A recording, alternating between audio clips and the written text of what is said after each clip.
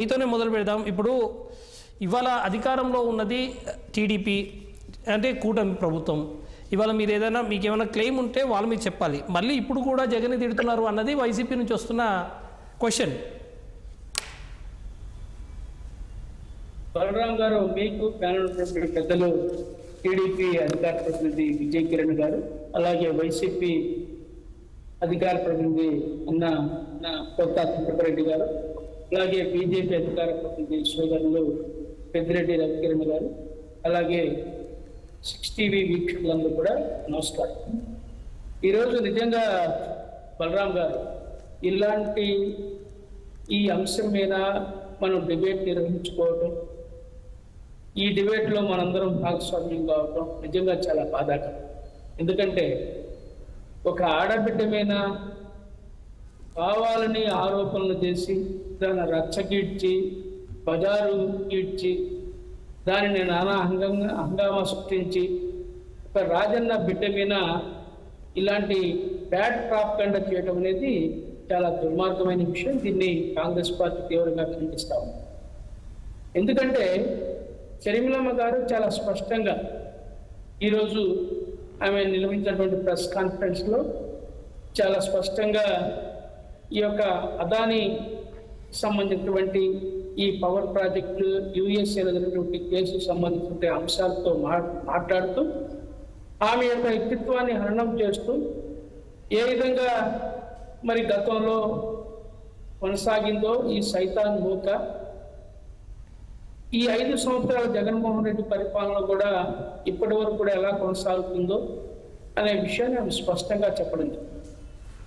బలరాం గారు, నేను ఒకటే చెప్తా ఉన్నాను. ఎందుకంటే ఈరోజు ఏదో జగన్మోహన్ రెడ్డి గారు ముసలి కన్నీరు గారుస్తున్నారు, మా అమ్మ మా చెల్లి అంటున్నాడు. మొన్నటిదాకా ఏం మాట్లాడాడు? ఆమె కట్టుకున్న చీర మీద, ఆమె పెట్టుకున్న బొట్టు మీద మరి ఆయన కామెంట్ చేసినటువంటి పెద్ద మనిషి, తల్లిని కోర్టు పోనిచ్చినటువంటి పెద్ద మనిషి, అలాగే మరి తండ్రిని ఛార్జ్షీట్లో చేర్పించడం కోసం పొన్నవోలు సుధాకర్ రెడ్డి చేత కోర్టులో పిటిషినటువంటి వ్యక్తి, సొంత బాబాయ్ హత్యకు గురి అయితే మరి హత్య చేసినటువంటి దోషులను పట్టించుకోవడంలో నిర్లక్ష్యం వహించినటువంటి పెద్ద మనిషి ఈరోజు నీతి వ్యాఖ్యలు వల్లిస్తూ ఉంటే ఏమనాలా బలరాం? ఇలాంటి అన్న మరి ఏ అన్న చెల్లికి వద్దనుకునేటువంటి పరిస్థితి, ఇలాంటి బిడ్డ ఏ తల్లికి వద్దనుకునే పరిస్థితి ఈరోజు మనం గమనించాలి. ఈరోజు మాట్లాడాడు 2014 నుంచి 19 వరకు తెలుగుదేశం పార్టీ అధికారంలో ఉంది.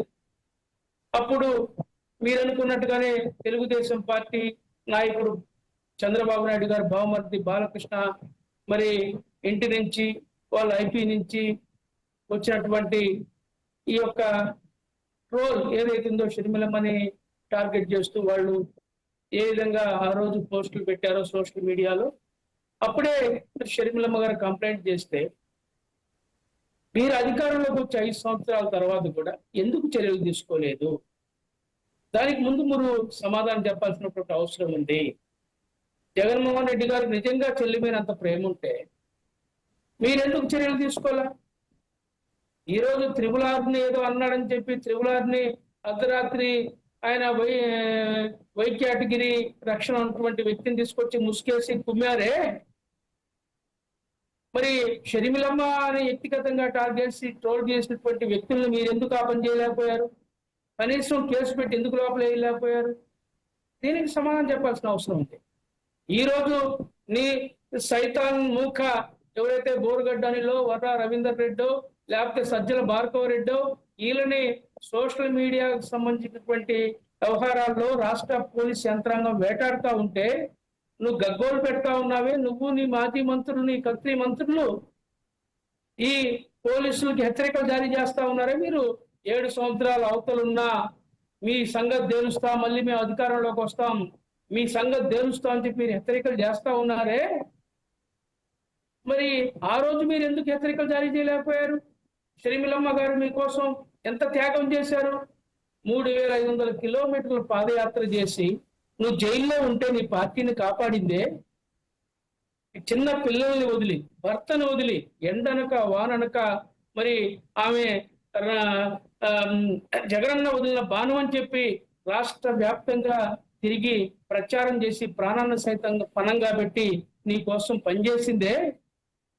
అలాంటి చెల్లికి నువ్వు ఇచ్చే బహుమతి ఇదా జగన్ రెడ్డి గారు? మీరు ఆలోచన చేయండి. ఈ రోజు ఏదో ఆమె యొక్క వీడియోని మీరు ఈ రోజు వాడుకుంటా ఉన్నారు మీ సులభం కోసం, రాజకీయం కోసం. ఏ అన్నయ్యని ఈ పని చేస్తాడా?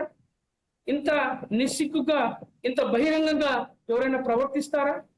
బలరాం గారు, మీరు కానీ, నేను కానివ్వండి, ప్యానల్ ఉన్నటువంటి పెద్దలు, మనం ముగ్గురు, చెన్నపరెడ్డి గారు కానివ్వండి, రవికిరణ్ కానివ్వండి, లేకపోతే విజయ కిరణ్ కానివ్వండి, ఎవరైనా మన సొంత చెల్లెల్లో, మన బంధువులు, లేకపోతే మన ఇంటి పక్కల వాళ్ళు, ఏ ఆడబిడ్డ అయినా సరే, ఆ ఆడబిడ్డ విషయంలో మనం ఇలా విధంగా నిస్సిగ్గుగా ప్రవర్తిస్తామా?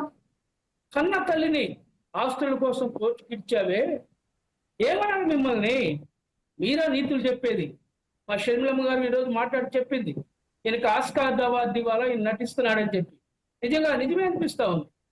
మొన్నటిదాకా ఆమె కొట్టు బొట్టు, ఆమె వివాహం గురించి, లేకపోతే ఆమె ఇంటి పేరు గురించి మాట్లాడినటువంటి పెద్ద మనిషి ఈరోజు మా చెల్లెలు అని చెప్పి మాట్లాడుతున్నాడంటే ఆప్యాయతగా దీనికి అర్థమైంది. దీన్ని బట్టి అర్థమవుతా ఉంది ఈరోజు ఎవరో ఏందో, షర్మిలమ్మ కూడా అతనికి ఎంత నష్టం జరిగిందో, రాజకీయంగా ఏ విధంగా ఇబ్బందులు పడుతున్నాడో ఈరోజు అర్థమైపోయింది.